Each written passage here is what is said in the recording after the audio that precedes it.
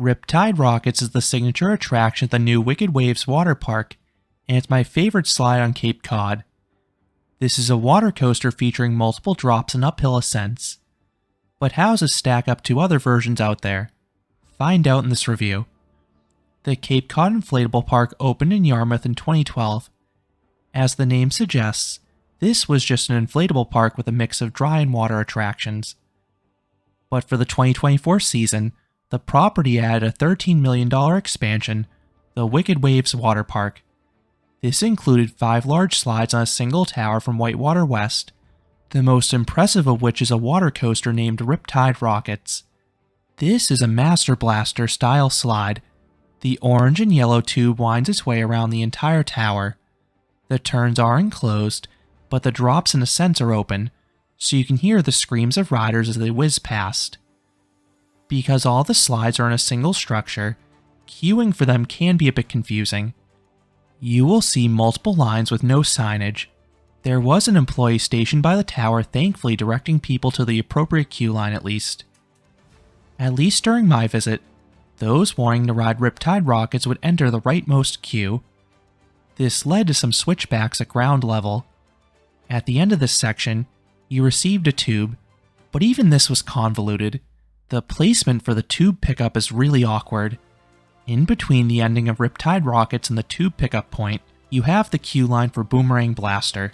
So the lifeguard hands the tube to a second employee who is standing in Boomerang Blaster's queue. That employee then needs to walk the tube over those waiting for Riptide Rockets. Once you have your tube, you start climbing the stairs.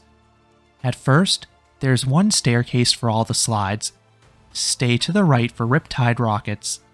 This is for 2 reasons. 1, the left side leads to Boomerang Blaster, which consistently are the longest line in the park, and the entire weight for that slide is on the stairs, whereas Riptide Rockets only has a small part of their weight on the stairs, meaning it's physically much less. 2, there's a second staircase towards the top that is divided into 2 lanes. Riptide Rockets is on the right side. If you are in doubt, follow the people with green tubes. The other tube slides use yellow tubes.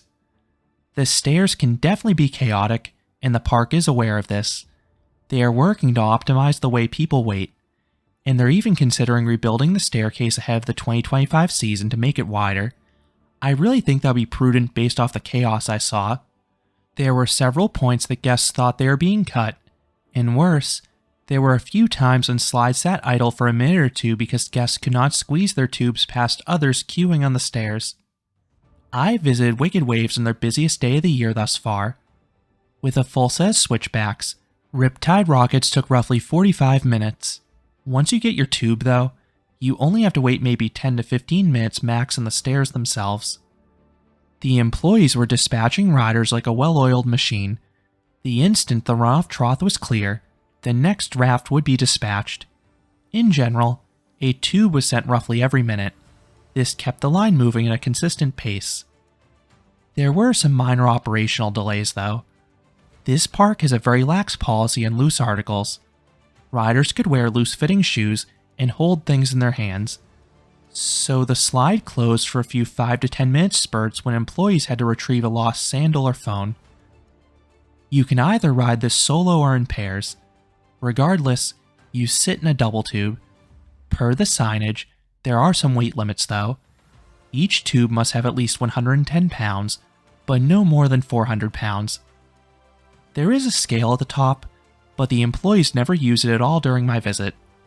Some water coasters have special rules where the heavier or taller guest must sit, but Riptide Rockets has no such requirements. Guests can choose whether they want to sit in the front or back. I tried both and the forces felt identical. It is just a matter if you want the unobstructed view up front. Once dispatched, Riptide Rocket starts with a really tall drop for a water coaster. I would estimate it to be roughly 5 stories in height. You drop straight down to the ground. You are pushed into it too slowly to offer airtime, but the drop is really nice zip and speed. You are then propelled upwards. This slide uses water jets. This is swift and efficient. It will hit riders with a small splash in the back, but it doesn't cause the tidal wave to crash over riders like the water propulsion methods on Pro Slides models.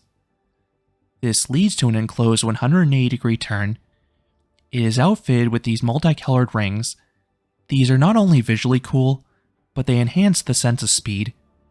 When you emerge, you have a short but steep drop. Again, no airtime, but this is abrupt. Immediately afterwards, you're pushed upwards a small amount to clear the belly of the beast slide. Then there's another sharp drop.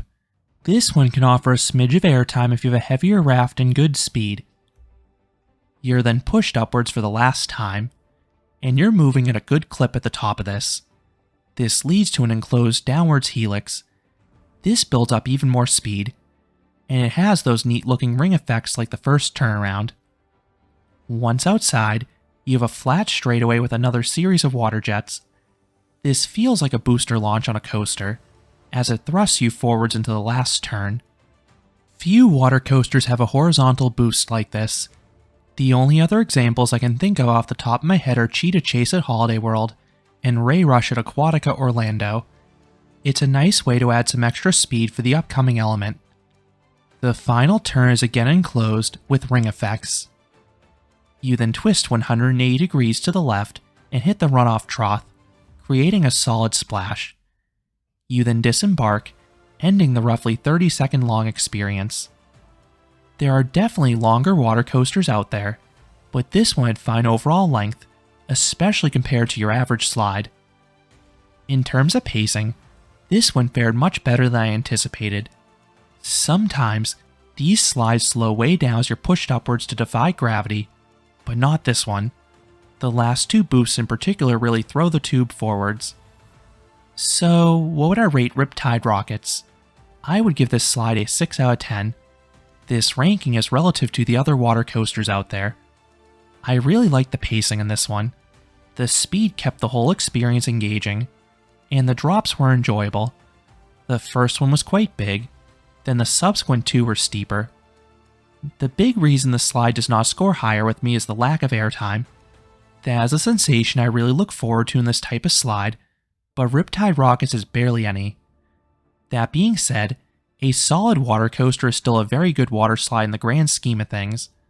Of New England's water coasters, I still have a slight preference for Quasi's Riptide Rockets because that one is an excellent first drop with a lot of airtime, but this one is close because it does pacing better. I definitely prefer it to Typhoon at Six Flags New England though, namely because of the pacing. Riptide Rockets was my favorite slide at Wicked Waves, and it's worth checking out if you're in the area. So those are my thoughts on Riptide Rockets at Wicked Waves Cape Cod. What are your thoughts on this new Master Blaster? Have you ridden it yet? Let me know down in the comments. If you enjoyed this review, I would appreciate it if you gave this video a like, and you consider subscribing, because there'll be a lot more roller coaster and amusement park videos here at Canopy Coaster. Thanks for watching.